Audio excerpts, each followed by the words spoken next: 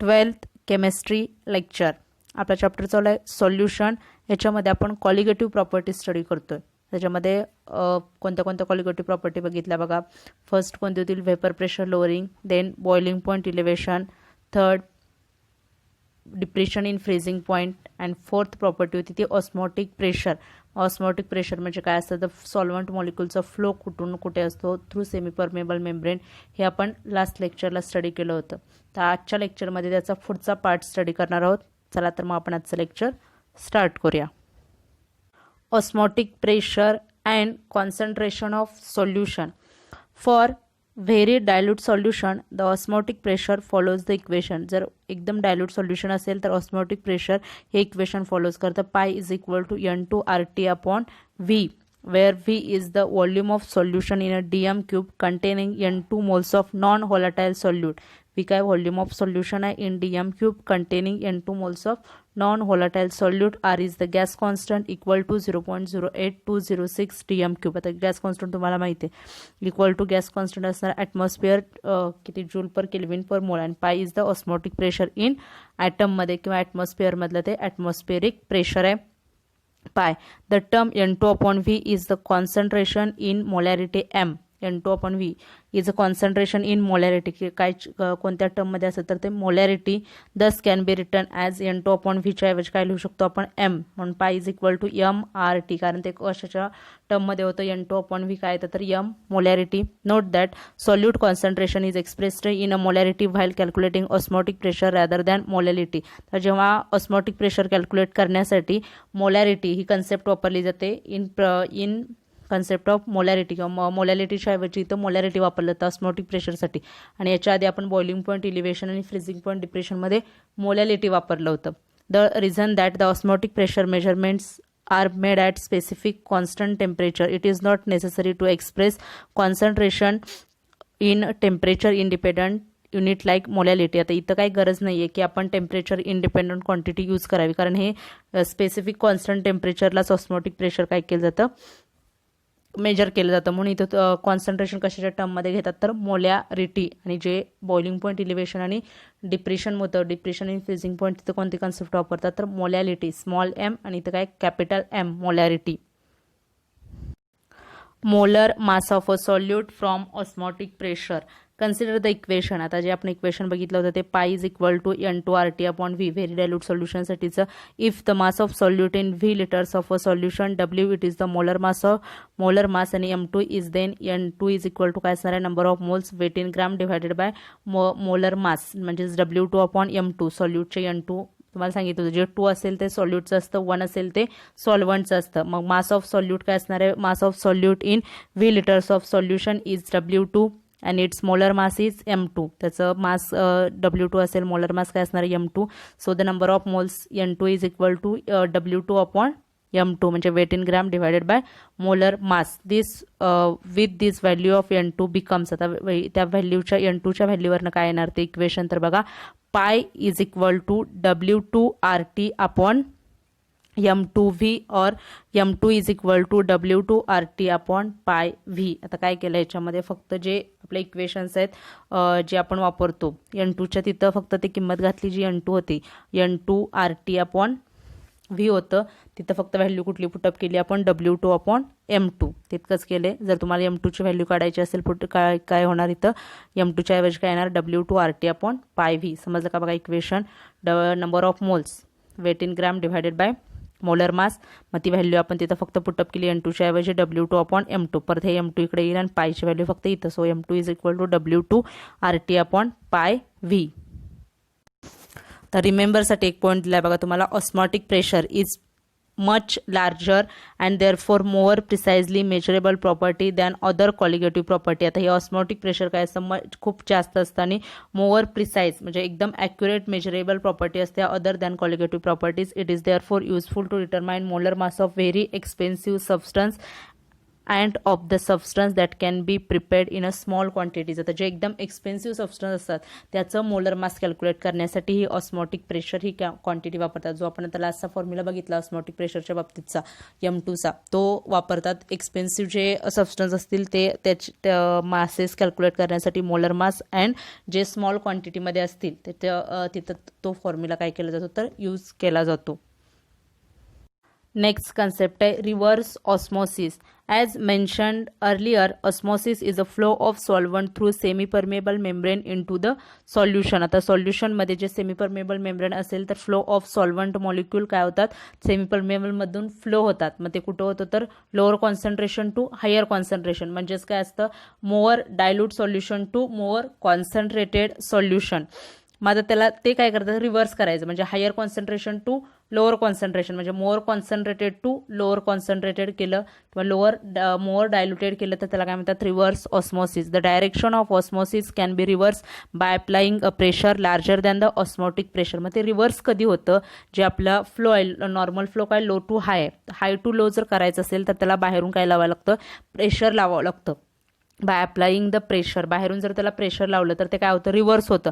मग ते प्रेशर किती असतं तर larger than the osmotic pressure. जेवढं त्याचा अगोदरचं ऑस्मोटिक प्रेशर असतं त्याच्या लार्जर प्रेशर अप्लाय केलं तर तुमचा फ्लो काय होऊ शकतो तिथं रिव्हर्स होतो. त्यालाच म्हणतात रिव्हर्स ऑस्मोसिस. आता जे वॉटर प्युरिफायर असतात बघा तिथं हा असतं रिव्हर्स ऑस्मोसिस. ते वॉटरचे जे जार असतात बघा त्याच्या ॲक्वाचं जे पाणी असतं त्याच्यावर लिहिलं असतं RO रिव्हर्स ऑस्मोसिस. तिथं हीच प्रोसेस होते. काय होतं त्याच्यातले जे साल्ट वगैरे असतील बोरवेलचं वगैरे पाणी असतं ते तुम्हाला दाखवले प्रोसेस पण आहे बघा रिव्हर्स ऑस्मोसिसची. तर हे जे वॉटर आहे फ्रेश वॉटर आणि साल्ट वॉटर. आता बोरवेलचं वॉटर किंवा ज्या वॉटरमध्ये जास्त साल्ट असतात ते वॉटर प्युरिफाय करण्यासाठी हे RO रिव्हर्स ऑस्मोसिस ही मेथड वापरली जाते. मग काय करतात आता जिथं सेमी परमेबल मेम्ब्रेन असतं ती जी मशीन असते त्याच्यामध्ये आतमध्ये असं सेमी परमेबल मेम्ब्रेन असतं. मग हे सेमी परमेबल मेम्ब्रेन काय करतं only allows the solvent molecule काय करतं सॉल्वंट मॉलिक्यूलला आतमध्ये पास करायचं काम. सॉल्वंट मॉलिक्यूल ह्या सेमी परमेबल मेम्ब्रेनमधनं फक्त जातात. फक्त जे सॉल्वंट असतील ते सॉल्यूट. आता साल्ट वॉटरमध्ये काय असणार आहे सगळे सॉल्यूट डिझॉल्व असणार आहेत आणि वॉटर असणार आहे. साल्ट त्याच्यामध्ये असतील मग ते साल्ट काय राहतात साल्ट इथेच राहतात आणि जे तुमचं प्युअर वॉटर आहे ते इथून बाहेर पडतं. फ्रेश वॉटर ते सेमी परमेबल मेम्ब्रेनमधून जातं. पण इथं प्रेशर फक्त अप्लाय करताना काय करतात तर जे प्रेशर असतं ते प्रेशर एकदम हाय ठेवायचं किंवा जास्त ठेवायचं. कशापेक्षा ऑस्मॉटिक प्रेशरपेक्षा जास्त प्रेशर ठेवलं ग्रेटर दॅन पाय. ते केल्यानंतर तुमचा जो फ्लो असतो तो काय होतो रिव्हर्स होतो म्हणून त्याला म्हणतात रिव्हर्स ऑस्मोसिस. मग बघा आता याच्यामध्ये हा जो साल्ट वॉटर आहे हे साल्ट वॉटर असल्यामुळे हे साल्ट इथं तसेच राहतात. साल्ट फक्त सेमी परमेबल मेम्ब्रेनमधनं तुमचे काय होतं फ्रेश वॉटर जे काय सॉल्वंट मॉलिक्यूल असतील म्हणजे जे सॉल्यूट आहे लिक्विड जे आहे सॉल्वंट जे लिक्विड आहे ते फक्त इथून जातं फ्रेश वॉटर येतं आणि हे फ्रेश वॉटर इकडून काय केलं जातं कलेक्ट केलं जातं. अशीच मेथड होते. फक्त इतकं सोपं आहे. फक्त वरून फक्त तुम्हाला काय केलं जातं पिस्टन हे जे दाखवले तिथून प्रेशर फक्त त्याला अप्लाय केलं जातं. प्रेशर केल्यामुळे जर तुमचे ऑस्मोसिस जिथं होणार आहे ते ऑस्मोसिस न होता काय होतं तर रिव्हर्स ऑस्मोसिस होऊन हे तुमचं वॉटर काय केलं जातं तर प्युरिफाय केलं जातं. The pure solvent then flows from the solution into the pure solvent through semi permeable membrane. आता ह्याच्यातून काय होतं प्युअर सॉल्वंट जे असेल ते सेमी परमेबल मेम्ब्रेनमधनं बाहेर पडतं. साल्ट तसेच राहतात. This phenomenon is called reverse osmosis. जे रिव्हर्स होतं त्याला म्हणतात रिव्हर्स ऑस्मोसिस. जी आपल्या अगोदरची मेथड असते त्याच्यापेक्षा ते रिव्हर्स होतं. शोज आता ती आपण डायग्राम बघितली reverse osmosis. Fresh water and salty water are separated by a semi permeable membrane. आता जे फ्रेश वॉटर साल्ट वॉटर जे असतं त्याच्यातून फ्रेश वॉटर सेपरेट केलं जातं. When pressure larger than the osmotic pressure of the solution is applied to the solution pure water from salty water passes in to the fresh pure water through semi permeable membrane. याच्यातून काय करतात ते जे fresh water असेल ते तिकडं काय होतं तुमचं ट्रान्सफर होतं. म्हणजे इथं बघा तुमचे 2 कंटेनर असतात. एकामध्ये फ्रेश वॉटर असतं हे इथं फ्रेश वॉटर असतं इथं साल्ट वॉटर असतं. याच्यातून इथं काय प्रेशर कुठलं आहे तर आपण हायर प्रेशर दिले दॅन ऑस्मॉटिक प्रेशर. ऑस्मॉटिक प्रेशरपेक्षा तिथं काय आहे हायर जास्त प्रेशर आहे. जास्त प्रेशर असल्यामुळे तुमचा फ्लो कुठून होतो हाय टू लो. आता मला सांगा हे इथं जे फ्रेश वॉटर असणार आहे स्टार्टिंगला थोडं तर तिथं फ्रेश वॉटर असतं. मग ते फ्रेश वॉटरचं काय असणार आहे लोअर कॉन्सन्ट्रेशन असणार आहे. म्हणजेच हे डायल्युटेड असणार आहे. ह्याच्यात काहीच साल्ट नाही आहेत. हे डायल्यूट सोल्युशन आहे आणि लो कॉन्सन्ट्रेशन. आता ह्याच्यात साल्ट आहेत जास्त क्वांटिटीमध्ये साल्ट आहेत म्हणजे हे काय मोर कॉन्सन्ट्रेटेड सोल्युशन आहे. मग आपलं जर ऑस्मोसिसनुसार फ्लो कसा झाला असता लो टू हाय म्हणजे इकडं फ्लो झाला असता, हे फ्रेश वॉटर साल्ट वॉटरमध्ये गेलं असतं.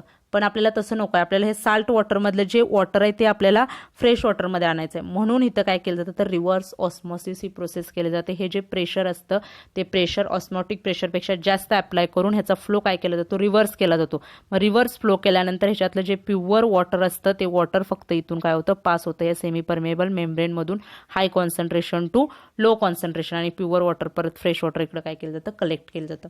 मला वाटलं समजलं असेल तुम्हाला परफेक्ट आहे. Reverse osmosis when the pressure larger than the osmotic pressure of solution is applied to the solution, pure water from salty water passes into fresh pure water through membrane.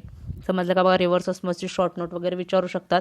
Explain reverse ऑस्मॉसिसची diagram काढायची, तेवढी आपली fresh water salt water इकडे piston pressure किती apply केले आणि collect केलेलं आपलं fresh water इतकंच आहे. त्याच्यामध्ये इझी क्वेश्चन आहे तुम्हाला आणि मला वाटतं समजलं असेल सगळ्यांना. ह्या चॅप्टरमधला आता हा लास्ट पॉईंट आहे, कॉलिगेटिव्ह प्रॉपर्टीज ऑफ इलेक्ट्रोलाइट. इलेक्ट्रोलाइटच्या काय कॉलिगेटिव्ह प्रॉपर्टी असतात हे आता आपण ह्या पॉईंटमध्ये स्टडी करणार आहोत. आता जो पुढचा पार्ट आहे याच्यामधला व्हॅन्ट ऑफ फॅक्टर, तो तुमचा रिड्यूस केलेला सिलेबस आहे, त्यामुळे हा पॉईंट नंतर आपला हा चॅप्टर कंप्लीट संपतोय. कोणता सॉल्युशन्स. बघा आता हे काय याच्यामध्ये electrolyte colligative properties of electrolytes. Solutions of non-electrolytes in water exhibit colligative properties as described in the preceding section. आता ह्या सेक्शनमध्ये ज्या सॉल्युशन असतात नॉन इलेक्ट्रोलाइटचे इन वॉटर ते काय करतात कॉलिगेटिव्ह प्रॉपर्टी दाखवतात. These solutions also give for the dissolved substance the molar masses accepted from their chemical formula. त्याच्यामध्ये जे डिझॉल्व्ड सबस्टन्स असतात ते मोलर मासेस वरून त्याचे केमिकल फॉर्म्युले जे असतात त्याच्यावरून ते डिझॉल्व्ड सबस्टन्स त्याच्यामध्ये डिझॉल्व्ह केलेले असतात. The study of colligative properties of electrolyte, however, require a different approach than used for colligative properties of non-electrolytes. Following are the experimental observation for the colligative behavior of electrolytes. आता colligative behavior electrolyte कसं दाखवतं बघूया. आता हे observations आहेत, experiment केल्यानंतर आलेली observations आहेत. त्याच्यामध्ये आता फर्स्ट ऑब्झर्वेशन आहे, the solutions of electrolytes also exhibit colligative properties which do not obey the relations of non electrolyte. तर हे जे सॉल्युशन्स असतात इलेक्ट्रोलाइटचे, the solutions of electrolyte also exhibit colligative property. काय दाखवतात तर कॉलिगेटिव्ह प्रॉपर्टीज दाखवतात which do not obey the relations of non electrolyte. Non इलेक्ट्रोलाइटचे रिलेशन काय करत नाहीत ते ओबे करत नाहीत, पण काय दाखवतात कॉलिगेटिव्ह प्रॉपर्टी दाखवतात. The colligative properties of the solutions of electrolyte are greater than those to be accepted for solutions of non electrolytes of the same concentration. आता ज्या कॉलिगेटिव्ह प्रॉपर्टी असतात सॉल्युशनच्या ऑफ इलेक्ट्रोलाइटच्या ज्या कॉलिगेटिव्ह प्रॉपर्टी आहेत त्या greater आहेत than those to be accepted for solutions of non electrolyte solution. Non electrolyte सोल्युशनपेक्षा जे इलेक्ट्रोलाइटच्या ज्या कॉलिगेटिव्ह प्रॉपर्टीज आहेत त्या ग्रेटर आहेत for same concentration. Same concentration जरी असलं तरी इलेक्ट्रोलाइटच्या ज्या प्रॉपर्टी आहेत त्या काय आहेत ग्रेटर आहेत than non electrolyte solutions. And the third, the molar masses of electrolytes in aqueous solution determined by colligative properties are found to be considerably lower than the formula masses. तर जे molar mass असतं इलेक्ट्रोलाइटचं aqueous सोल्युशनमध्ये, जर molar mass काय असेल इलेक्ट्रोलाइटचं ते aqueous solution त्याचं तयार केलं. ॲक्वियस म्हणजे वॉटरमध्ये आपण सोल्युशन ते तयार करतो. ॲक्वियस सोल्युशन डिटरमाइन करण्यासाठी colligative properties found to be considerably lower than the formula mass. मग ते कसं फाउंड होतं तर जे फॉर्म्युला मास असतं त्याच्यापेक्षा काय असतं तर ते लोअर असतं. Why the colligative properties of electrolyte solutions are greater than those for non-electrolyte solutions of the same concentration. आता हे असं का होत असेल, जे colligative property of electrolyte सोल्युशनच्या greater असतात दॅन नॉन इलेक्ट्रोलाइट सोल्युशनपेक्षा. नॉन इलेक्ट्रोलाइटपेक्षा इलेक्ट्रोलाइटच्या का ग्रेटर असतात. Recall that electrolyte dissociated in 2 or more ions. तर इलेक्ट्रोलाइट्स जे असतात ते 2 or more आयन्समध्ये काय होतात तर डिसोसिएट होतात. when dissolved in water whereas non-electrolytes do not. आता जेव्हा इलेक्ट्रोलाइटच्या प्रॉपर्टी ह्या नेहमी जास्त काय आहेत कशापेक्षा तर जे तुमचे सॉल्युशन्स आहेत इलेक्ट्रोलाइटच्या ज्या प्रॉपर्टी आहेत त्या सगळ्या काय आहेत जास्त आहेत फॉर दॅन नॉन इलेक्ट्रोलाइट्स. का कॉलिगेटिव्ह प्रॉपर्टी जास्त काय, तर जे इलेक्ट्रोलाइट्स आहेत त्याचे ॲक्वियस सोल्युशनमध्ये किंवा वॉटरमध्ये ते काय होतात, इझिली 2 or more आयन्स काय करतात, डिसोसिएट होतात किंवा ते डिझॉल्व्ह झाल्यानंतर त्याच्यामध्ये आयन्स डिसोसिएट होतात, म्हणजे आयन्स सेपरेशन होतं. डिसोसिएशन म्हणजेच काय, आयन्स सेपरेट होतात इलेक्ट्रोलाइट्ससाठी. पण नॉन इलेक्ट्रोलाइट्स काय होत नाही, ते आयन्स काय होत नाहीत, तर सेपरेट होत नाहीत किंवा डिसोसिएटेड होत नाहीत. Stated differently, one formula, unit of electrolyte dissolved in water produces 2 or more ions. आता समजा एक फॉर्म्युला आहे, तर आपण असं कन्सिडर करूया की NaCl हा एक इलेक्ट्रोलाइट आहे.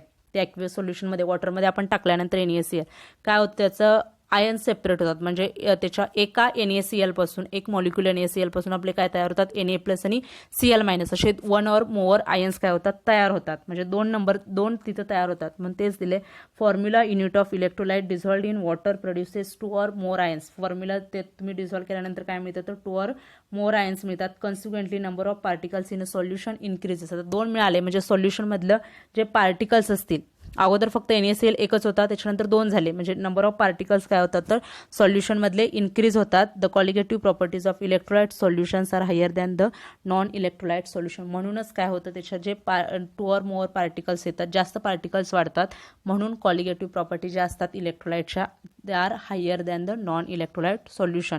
विचारू शकता तुम्हाला, गिव्ह रिझन किंवा why the colligative properties are higher for electrolytes than non electrolyte solution, असं याच्यावर क्वेश्चन विचारू शकतात.